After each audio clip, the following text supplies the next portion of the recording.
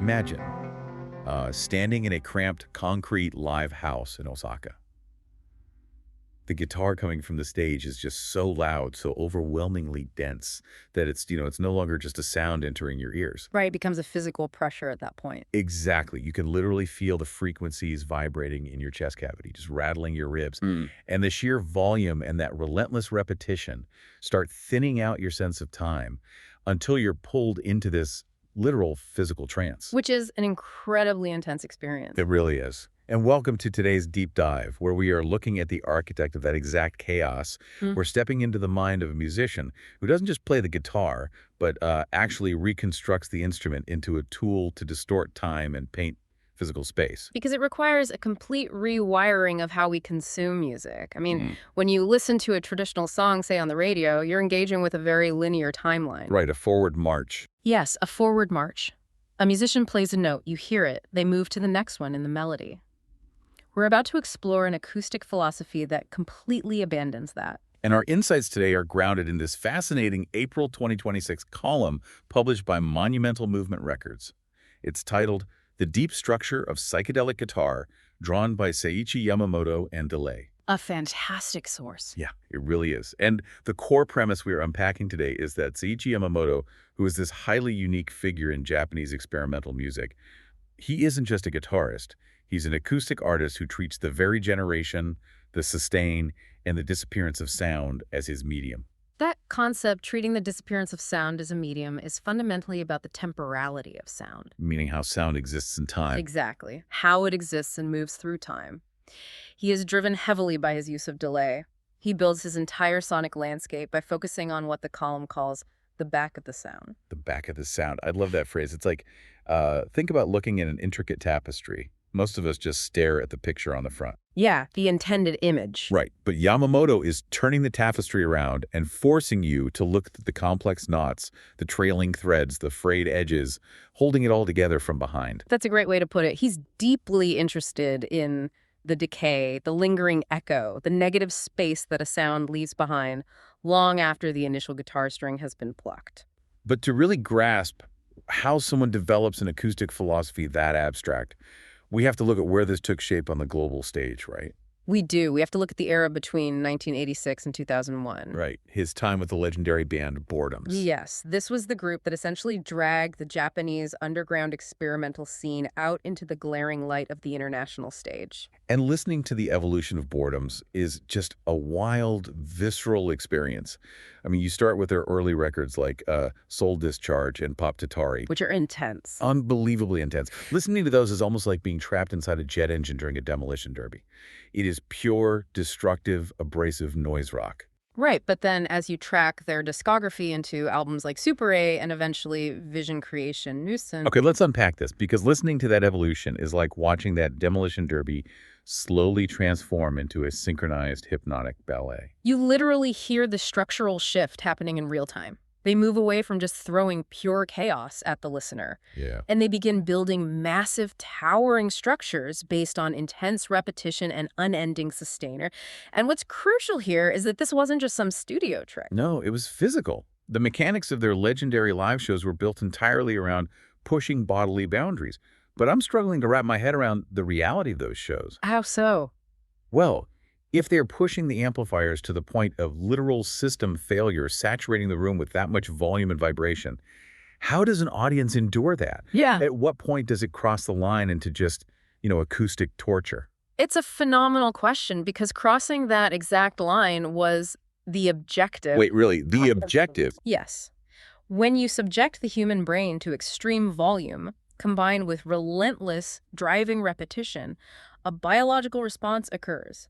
The brain becomes overloaded. It just can't process it all. Right. It stops processing the individual beats and notes, and as a result, the audience's internal clock starts to break down. You lose track of whether you've been standing in that room for 5 minutes or an hour. So the extreme volume is actually a tool to hijack the listener's perception of time. Precisely.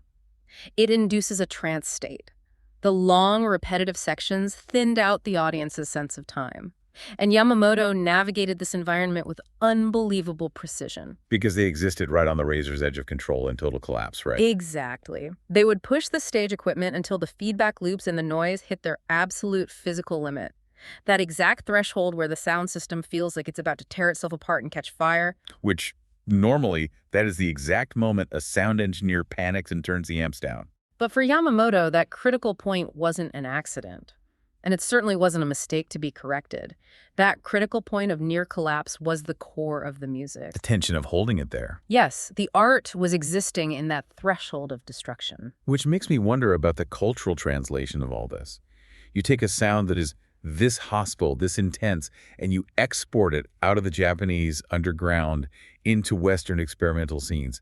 How did they react? Did Western critics just write it off as an unstructured wall of noise? What's fascinating here is that Western audiences and critics did the exact opposite. They didn't view it as noise at all. Really, they saw the structure. Yes, they praised Yamamoto for structuring the noise.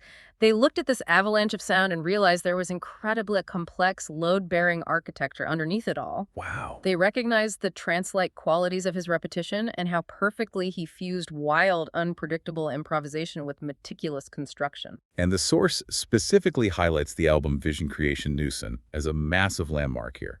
Not just in rock, but specifically within psychedelic and drone contexts. It absolutely was. And for those listening who might not be familiar, drone is a genre of music entirely focused on sustained, continuous tones. Music without a traditional melody or beat. And Yamamoto's delay-driven sustain heavily influenced that entire global landscape of drone and ambient music. Because of his mastery of the delay pedal. Exactly. Think about what a delay pedal actually does mechanically. It takes an electronic signal, a decaying sound wave copies it, and feeds it back into the audio stream just as the original note is dying. So he isn't just making a cheap echo effect. He is capturing the ghost of the note and forcing it to stay alive. He's building a bridge between the past and the present.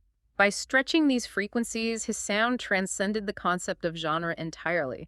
Could be classified as just rock or noise. It became recognized purely as an acoustic phenomenon. Knowing that he achieved this status, a globally recognized pioneer of an acoustic phenomenon, creates a really fascinating pivot for us. It does. Because if his sound is this massive global phenomenon, where is it actually rooted?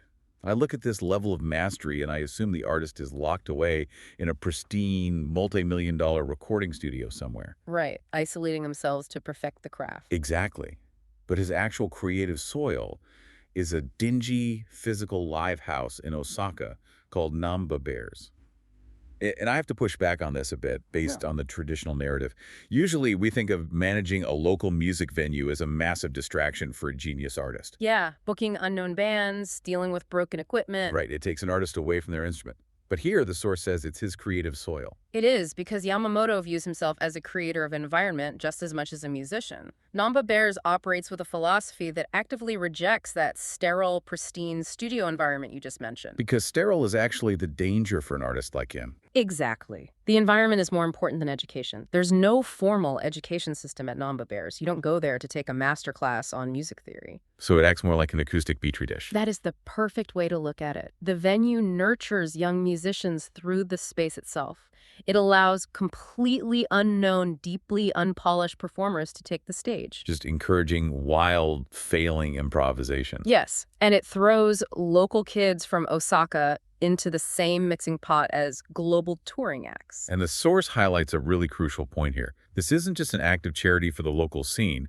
This chaotic environment creates a massive continuous feedback loop for Yamamoto himself. This is the key. By managing Namba Bears, Yamamoto is constantly immersed in raw, unorganized, in-generation sound. In-generation sound, meaning music that is literally being figured out in real time, complete with missed notes, broken strings, and terrible feedback. He's listening to the messy, physical process of creation every single night.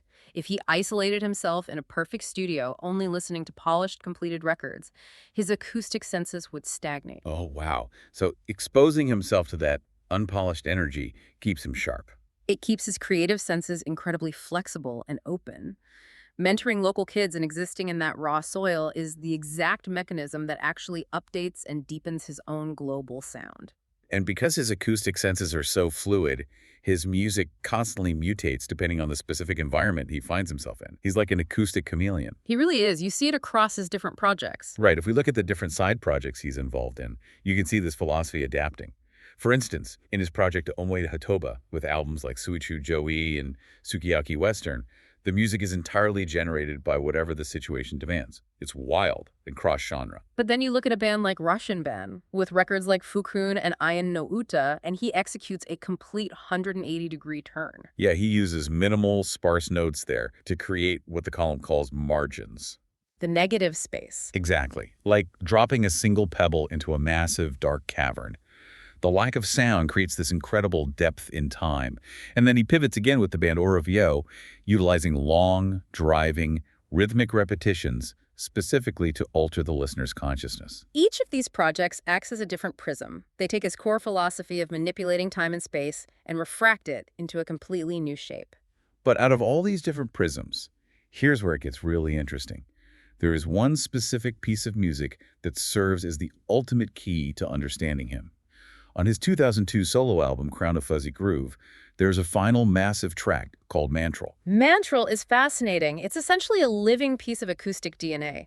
Tracing the history of this single track reveals everything about his concept of sustained sound. The history of this track's core motif is just unbelievable. It didn't start in a quiet solo acoustic session. It originated years earlier as an unreleased, entirely improvised live phrase during the ear-bleeding, chaotic Boredoms era. It was just a fragment of noise floating in a sweaty live house. Right. But that fragment survived. That exact same melody eventually resurfaced years later in a completely different context. It appeared on the album Mountain Book by the band OOIOO. Which is a female-led, highly experimental rhythm group. Yeah, the melody adapted itself to a completely new rhythmic structure, surviving in a different host. It's like finding the exact same sequence of genetic code in a shark, a bird, and a human being. That's a brilliant analogy. And finally, it mutates one last time and becomes the sweeping anchor for his solo acoustic album. And if we synthesize that the fact that this single sustained melody survives the noise improv boredoms, the rhythmic experiments of OOOO, and thrives in a solo acoustic exploration, it proves that Mantral is the absolute core of his sustained sound. It's the beating heart of it all. It is. Yeah. And to understand why it's the beating heart, we have to completely deconstruct the final solo version of Mantral from Crown of Fuzzy Groove. Let's do it. This track is a masterclass in acoustic geometry. Yamamoto takes this simple, surviving melody, and he subjects it to an overwhelming cascade of multi-layered delay. He layers it so heavily that the individual notes completely lose their outline. You can no longer tell where one guitar pluck ends and the next begins. The melody blurs and expands into this massive flow. The guitar delay is literally stretching time outward, horizontally. Horizontally. Right. But while the guitar is ripping the fabric of time horizontally, the drums in Mantral are doing the exact opposite. The drum track is minimal, stark, and completely unadorned. It acts as a heavy central axis, fixing time vertically. I love visualizing this. It's like weaving a massive acoustic tapestry. The guitar delay is the horizontal thread pulling outward, stretching the fabric as wide as it can possibly go. Yes. And the minimal drums are the vertical loom holding it all together. Because of this tension, the sound doesn't just spread out and dissipate, it stacks. It builds vertically even as it expands horizontally, and there is a brilliant, crucial nuance to the drums in this track. They are not quantized. Let's define that for a second. If you're listening to a modern pop song on your headphones, the drums are usually quantized, meaning they are programmed on a computer to hit perfectly on a rigid digital grid. Right. Every single snare hit is mathematically identical. But Yamamoto rejects that. He does. Because a human being is physically playing the drums on Mantral, there are micro-fluctuations. There are tiny millisecond shifts in the timing, the velocity, and the weight of the drumstick hitting the skin. Those human imperfections prevent the track from becoming a cold, mechanical loop. Exactly. They give the relentless repetition an organic breathing quality. The listener's brain gets locked into the hypnotic pattern, but subconsciously, you are always perceiving these slight microscopic changes. So you never completely numb out. Right. It keeps the brain actively engaged, ensuring you never fully check out, even when you're deep in the trance state. And this structural combination, the horizontal delay blurring into a massive river, permanently anchored by the vertical, breathing human drums, That's the secret to the track's true power. It's why Mantral feels so magnificently grand. And the column notes this is the true meaning of scale for him. The grandeur is no longer coming from sheer physical volume, like he used in the early Boredoms days. And it certainly isn't coming from the size of the band either. He doesn't have a 50-piece orchestra backing him up. The incredible scale of this music comes from the depth of time itself. It is the endless, stacking circulation of sound that simply swallows the listener whole. You stop listening to the music and you realize you have been placed inside of it. So what does this all mean? When we step back from the delay pedals, the micro fluctuations, and the massive discography, the core thesis of our deep dive becomes incredibly clear. True boundary-pushing art, true psychedelic music is not born from an isolated genius sitting alone in a vacuum. If we connect this to the bigger picture, Yamamoto's revolutionary sound is the result of a continuous, living, messy cycle. It requires the extreme, dangerous acoustic experimentation of his live shows. It requires the global feedback. Yes. And perhaps most importantly, it requires the physical reality of nurturing young, unpolished artists at a dingy, sweaty live house like Namba Bears. Sound isn't fixed. It changes depending on the physical place it's generated and the actual human beings who are in the room sharing it.